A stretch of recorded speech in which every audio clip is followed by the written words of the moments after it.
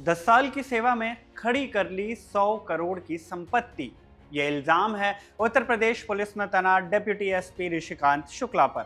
आरोप है कि ऋषिकांत ने कानपुर में तैनाती के दौरान एक ऐसे गिरोह का साथ दिया जिसका काम था लोगों पर रेप जैसे मामलों में फर्जी मुकदमे दर्ज कराना, इसके एवज में उनसे जबरन वसूली करना और उनकी जमीन कब्जाना। लेकिन जो पुलिस अफसर दरोगा से अफसर के इस सफर में कभी अपराधियों का काल कहा गया, कभी अंडरवर्ल्ड की कमर तोड़ने वाला कहा गया, वो अफसर कैसे अवैध संपत्ति और काले बाजार के काले कारोबार में फंसा, कैसे इनका नाम उस कंस्ट्रक्शन कंपनी से जोड़ा गया जो लाखों करोड़ों का काला पैसा सफेद करने की फिराक में थी। लेकिन ये प्लान पूरा नहीं हो पाया क्योंकि समय के साथ इस पूरे गिरोह और इसके कारनामों की तह खुलती चली गई और इस कदर खुली कि जिस एनकाउंटर स्पेशलिस्ट अफसर के किस्से प्रदेश पुलिस में सुनाए जाते थे वही अब नौकरी से सस्पेंड हो चुका है।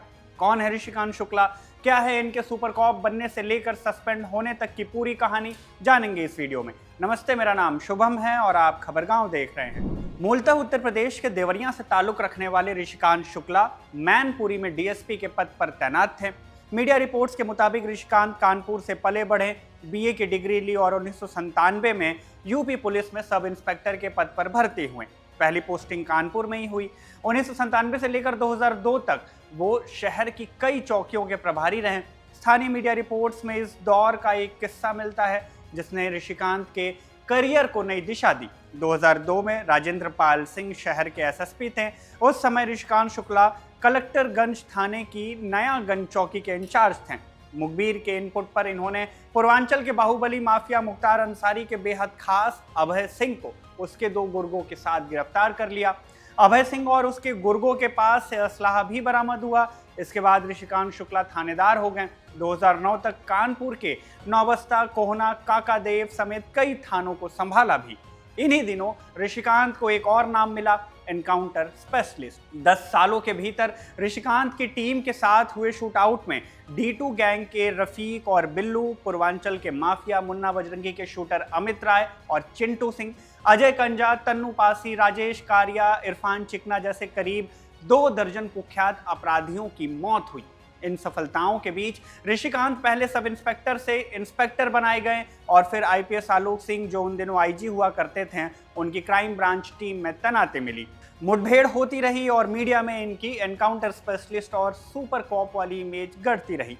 2022 में ऋषिकांत डिप्टी एसपी बनाए गए। इस प्रमोशन के बाद कानपुर से ऋषिकांत की विदाई हुई और वो पहुंचे मैनपुरी। लेकिन 3 साल बाद ऋषिकांत के कानपुर वाले करियर का एक पन्ना खुला और उनकी छवि को धक्का लगा। अगस्त 2025 में खबर आई कि कानपुर के एक एक्सटॉर्शन रैकेट में 3 डीएसपी और कानपुर विकास प्राधिकरण के 3 अफसरों का नाम सामने आया। 3 में से एक डीएसपी का नाम था Rishikant Shukla. Times of India में छपी रिपोर्ट बताती है कि कानपुर के एक वकील ने एक गिरोह बना रखा था जो लोगों पर फर्जी केसेस कर उनसे फिरौती की मांग करता था। दैनिक भास्कर की रिपोर्ट बताती है कि अखिलेश दुबे एक ऐसा वकील है जिसने कभी कोर्ट में खड़े होकर किसी केस में बहस नहीं की। वो सिर्फ अपने दफ्तर में बैठकर पुलिस अफसरों के लिए उनकी जांचों की लिखापढ़ी करता रहा।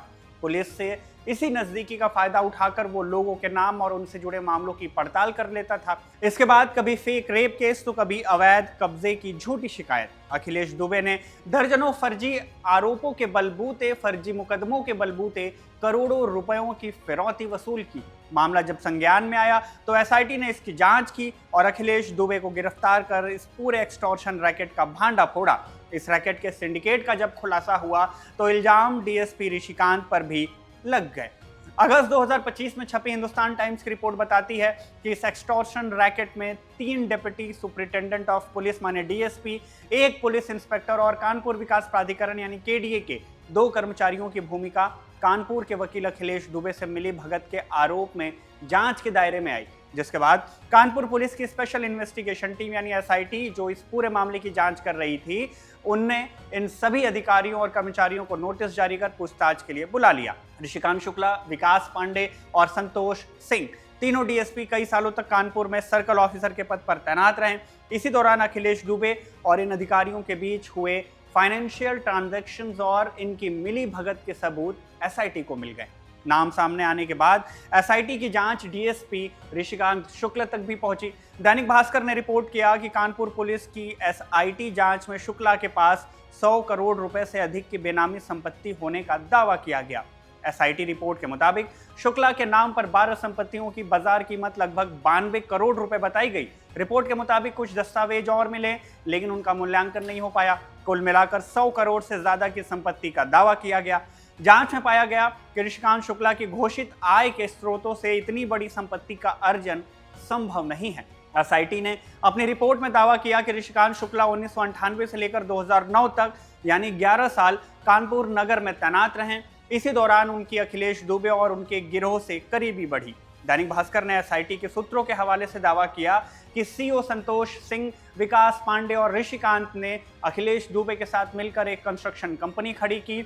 इसके जरिए इन अफसरों ने अपनी काली कमाई को सफेद कर लिया या इसकी कोशिश कर रहे थे। ये कनेक्शन इतना मजबूत था कि दूसरे जिले में ट्रांसफर होने के बाद भी दुबे के साथ इनकी पार्टनरशिप चलती रही और करोड़ों के जमीनों का धंधा भी चलता रहा। फिलहाल डीएसपी ऋषिकांत को सस्पेंड कर दिया गया है और आय से ज्यादा संपत्ति होने के आरोप में विजिलेंस की टीम अपनी जांच और कार्रवाई कर रही है। इस मामले में आगे जो भी जानकारी होगी, जो भी अपडेट होगी, आप तक जरूर पहुंचाई जाएगी। फिलहाल इस वीडियो में बस इतना ही। धन्यवाद।